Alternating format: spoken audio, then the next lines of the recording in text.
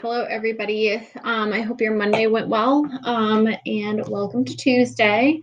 So we're talking about special parallelograms today. So let's get to it. So first, the basic thing that we're starting with is a quadrilateral. Okay, that's the most general term for a four-sided shape. So a quadrilateral is a shape with four sides. Okay. Then a parallelogram is specifically a quadrilateral that has opposite sides. My dog is being silly. Opposite sides that are parallel and congruent.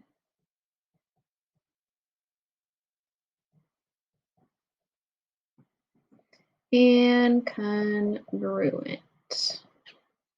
Okay. Then we're going to talk about special parallelograms today. So the first one is a rectangle. A rectangle has four right angles. Four right angles. Okay, so obviously you guys know what a rectangle is, but not only does it have the property that the sides that are opposite of each other are parallel and congruent, but also our angles are specifically right angles on every side. Okay, I'll just go ahead and put in those little markings. Now, next is a rhombus. A rhombus is a parallelogram with four congruent sides. So you can think of a rectangle as the parallelogram that has four congruent angles, and then the rhombus is the parallelogram with four congruent sides, okay? So this could be like a diamond where all the sides happen to be equal. I don't think that my particular diagram is great, but there it is. Then a square is a parallelogram with both congruent angles and congruent sides. So four congruent sides and four congruent angles. And in order for the angles to be congruent, they have to be 90-degree angles. Okay, so here's our square. That's a terrible square. I'm gonna fix it. I can't help it. It's bad. So four congruent angles, all right angles, four congruent sides. There's our square. Okay, so we're going to go into some more specifics about each type of congruent, or each type of parallelogram, excuse me. So we're going to start with rectangles. So rectangles have four right angles. Okay, and opposite sides are congruent.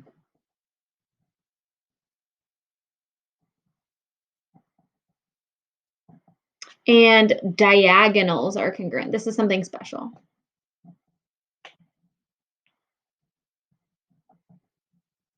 Okay, so I'm going to highlight this. This is a unique or special property.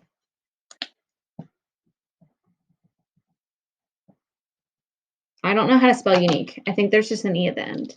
I'm a terrible speller. Unique, Q-U-E maybe? Hold on. I'm going to have to look this up because I don't. Now I'm just. How do you spell unique?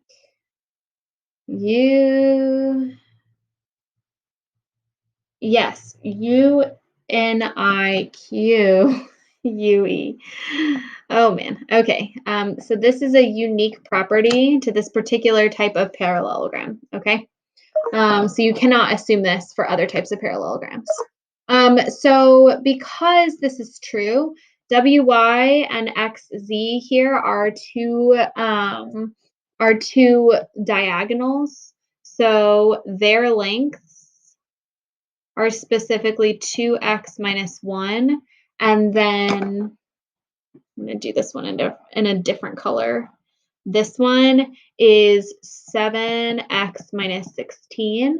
Because four rectangles are diagonals are congruent, I can set these two things equal to each other and use that property to solve for x. Okay, so I'm going to Subtract 7x from both sides. 2 minus 7 is negative 5x. And then minus 1 equals negative 16. Add 1 to both sides. Negative 5x should be equal to negative 15 divided by negative 5 on both sides. And I should get that x is positive 3. Okay. So we set up our equation, we solve for x, and we can stick that x back into wy and xz to solve for them. I guess I could go ahead and do that. So wy is going to be 2 times 3 minus 1. 2 times 3 is 6. Minus 1 is 5. Then xz, and these are our little segments. Segment xz is going to be 7 times 3 minus 16. 7 times 3 is 21. Minus 16, which should be 5, which is convenient because they're equal. Okay, sweet. Then, if you will remember from our just regular old parallelograms thing, we said that our diagonals bisected each other. So because these diagonals bisect each other and the diagonals are equal, we know that just half of a diagonal, so maybe AO, we're going to call this guy right here, is 3z plus 36. Okay, that should be equal to this guy DO right here, which is 5z plus 20. Okay, because our diagonals are equal, and when we cut them in half, their sides are equal, we should end up with 3z plus 36 being equal to 5z plus 20. Okay, I can subtract 5z from both sides. So negative 2z plus 36 should be equal to 20. My handwriting is getting bad. Subtract 36 from both sides. I should get negative 2z is equal to negative 16. Divide by negative 2. And z should be equal to 8. Okay, and then I will go ahead and plug in or sub in AO. That was my pink guy. I guess I can do it in pink. AO was 3 times 8 plus 36. 3 times 8 is 24. 24 plus 36 should be 60. Okay, and then DO was 5 times 8 plus 20. 5 times 8 is 40 plus 20. I'm going to just do it all in one thing. 40 plus 20 should also be 60. Super great because they're equal. Okay? All right, so that is the rectangle. I feel like a lot of you did not watch Parks and Rec, but there's a really funny scene where Ron Swanson is typing on a typewriter. And he says, I'm going to type all the words I know. The first one he says is rectangle. Anyways, rhombuses have 4 congruent sides. I'm using the little congruency symbol. Remember, this guy means congruent, R-U-E-N-T. Okay, diagonals intersect at right angles. This is special. Oh, I started to write special.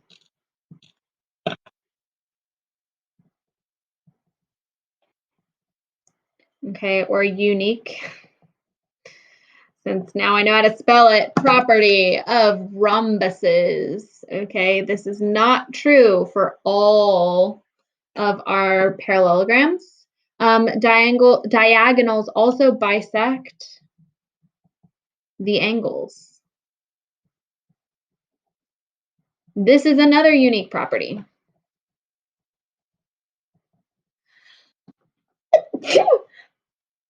Ooh, excuse me. Okay. So another unique property right here.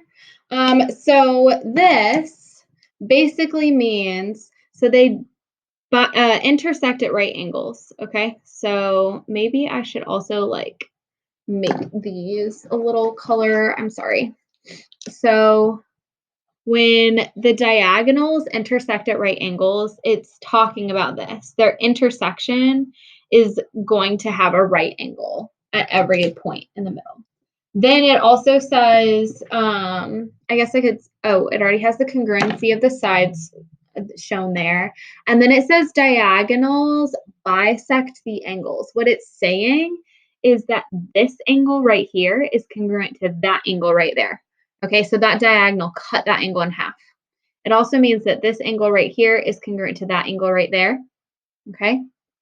And then because parallelograms in general have opposite angles that are congruent, these two should be congruent to the ones across from it. And then these two should be congruent to these guys over here.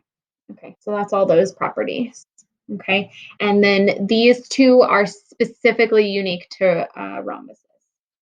Okay, so now let's do some examples like we did with the rectangle.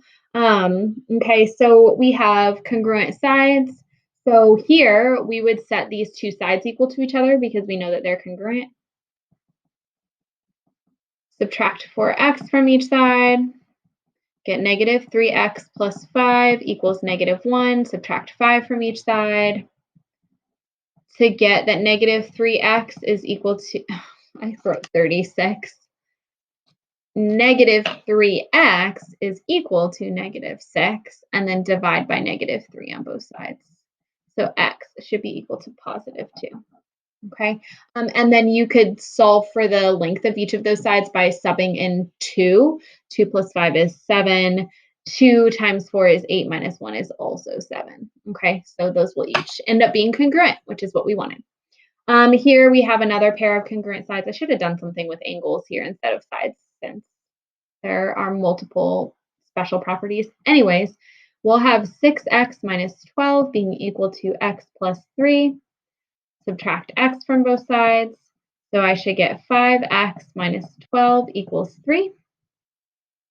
Add 12 to both sides to get 5x equals 15. Divide by 5 to get that x equals 3. Okay, and then I could sub those in. 3 plus 3 is 6. 6 times 3 is 18. 18 minus 12 is also 6. Okay, so those work out. And last but not least is the square. So squares have both 4 right angles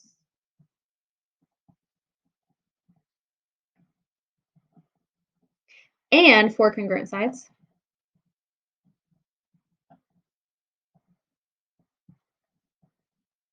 Okay, so 4 congruent sides.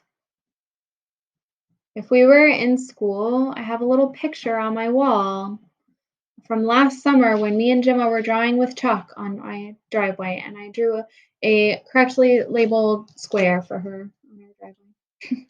Okay, so that's it for squares. And squares are pretty straightforward. You guys have worked with squares for a long time, so those should make a whole lot of sense to you. I'm going to post practice problems, and I think I'm posting solutions or hints. I don't remember. And then I'll have a homework assignment for you later on today, or at the end of the assignment. And don't forget to post on the discussion board with questions. All right, I will, talk to you guys later.